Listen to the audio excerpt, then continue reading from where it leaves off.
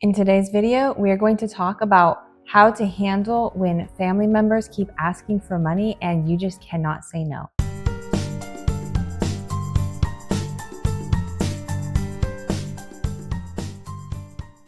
Hi everyone, my name is Helen. Welcome to my channel. In today's video, we are going to talk about situations where you have family members who are asking for money and you're struggling to just say no. So let's just jump right into it. The first thing you have to realize when it comes to your family members and they keep asking you for money while you are working on building up your finances is that they will try to make you feel guilty when you are saying no to them. They'll say, oh, but you have so much money, you can help out and things like that. The problem with that is that sometimes it is very important to say no. You have no reason to feel guilty when you are saying no, because that is the hard-earned money that you have made, you have earned, you have saved, and you've taken the steps to start building up your financial future. So when you're saying no to a family member or a friend or anybody who is close to you, when it comes to your money, it's really just a matter of keeping up with your own priorities and focusing on where you're trying to go. So you don't need to feel guilty about that. Guilt is actually not helpful when you have family members who are misbehaving with their money. So you have to realize you are not responsible for the actions and decisions of your family members. Just because they're family, it doesn't mean that you have to bail them out whenever they get in trouble. In fact, it's probably better for you to not bail them out in that situation, because if you keep bailing them out, not only will they expect you to continue in the future, but you're also not allowing them to grow and improve and get their own finances in order. You don't have to bail out family members who are misbehaving with their money.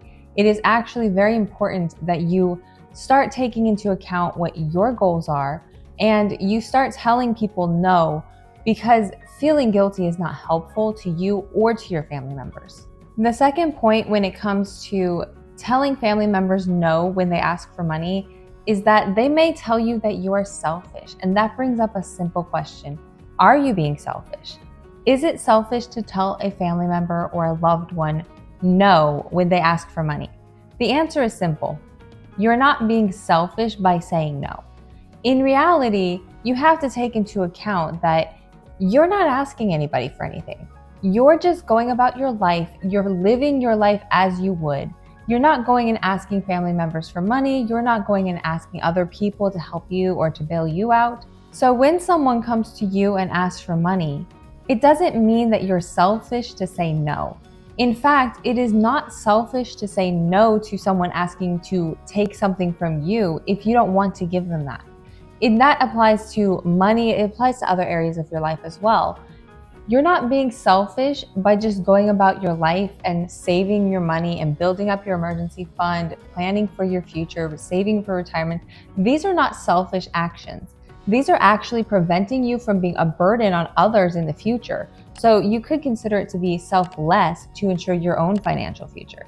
Now, when someone says you're being selfish and they call you selfish to your face, a lot of times that means they don't agree with your decisions. It doesn't mean that you're being selfish. It means that they want something from you and you have chosen not to give them whatever it is that they want. And therefore they're saying, oh, you're selfish because you're not giving that to me. Think about it logically.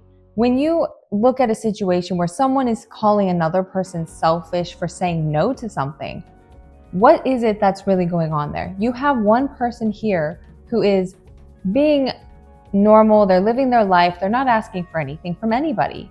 And then you have another person here who's perhaps flattering that person or trying to just get them to engage with them, and they sometimes come to you and say, oh, I want some money. Can you help me with this thing? Can you pay for this for me?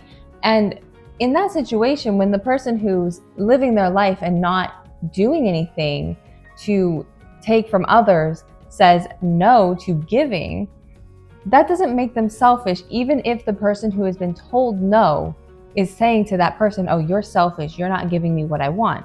That's not selfishness. That is actually just setting boundaries. The third point when it comes to saying no to family members, loved ones, friends, or anyone else in your life who is asking for money is that you need to be careful of enabling habits. The problem that you may face when you're having difficulty saying no to loved ones is that you may be enabling their bad behaviors. So the thing with saying no when you're talking about a loved one is that you are telling them that they need to figure out their own finances. You're telling them that they need to work out what is their budget, how much can they afford, can they buy this thing that they want, and if not, they need to learn to have delayed gratification for that thing. Now, of course, we don't want family members to be homeless. We don't want them to be on the streets. We don't want them to have struggles with paying for food and basic necessities. The problem is that if you continuously bail them out, they will not stop their misbehaviors. They will not stop their bad decision making. So you have to walk a fine line when it comes to these types of things. You have to be very careful that you are not enabling them to continue this bad behavior. When it comes to finances, people need to learn how to manage their own money, how to create a budget, how to plan for potential disasters that may arise or emergencies that may come up. You can't bail out your entire family every time something happens. Rather, you want to teach them how to manage their own money so that they don't have to come to you for money or they don't have to ask anybody for help. If you are teaching them how to manage money rather than giving them money, you are giving them the opportunity to improve their lives without enabling them to continue doing bad behaviors. The fourth point when it comes to telling family members no is that you have the opportunity to teach them. So rather than taking a stance that, oh, I'm just going to throw money at a problem, I'm just going to give them the money so that they stop bothering me, what you need to do is really sit down with your loved ones, set a time to discuss their finances, and help them with the path to get to where they want to go and where you would like them to be. So if you want them to stop asking you for money, the biggest thing you can do to help them is to teach them how to manage their own money. Now, there's a lot of resources out there. If you don't feel comfortable with teaching them yourselves, you can also go out and bring them to other places. Like you can bring them to channels like this one on YouTube. You can teach them through books. You can give them all kinds of resources. But what you want to do is sit down, have that conversation with them, and show them that there's a different way to go about their life and to get their finances in order so that they don't need your help. And that in fact will empower them to really work hard toward their own goals.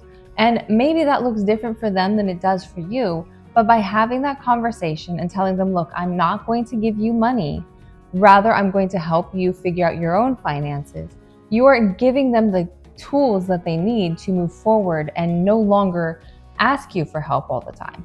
You're not enabling their bad behavior, rather you're encouraging them to make changes that lead to a brighter future. My final point when it comes to talking to your family members and saying no when they're asking for money is that you need to set boundaries.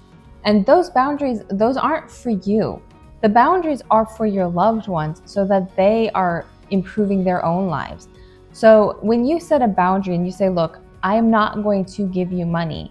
I will give you advice. I will help you find resources. I will give you the tools that you need, but I'm not going to give you money, because if I give you money, then you're going to think you can keep coming to me for money. And that's not a good situation for either of us. So when you set a boundary and you set clear guidelines of what you will and will not do, that helps your loved ones know what they can come to you for. And it also ensures that they know that you're willing to help them in the ways that really matter, that you're teaching them how to improve their lives rather than encouraging them to continue bad behaviors. So that's it for today's video. If you liked the video, do subscribe, and I will see you in the next one.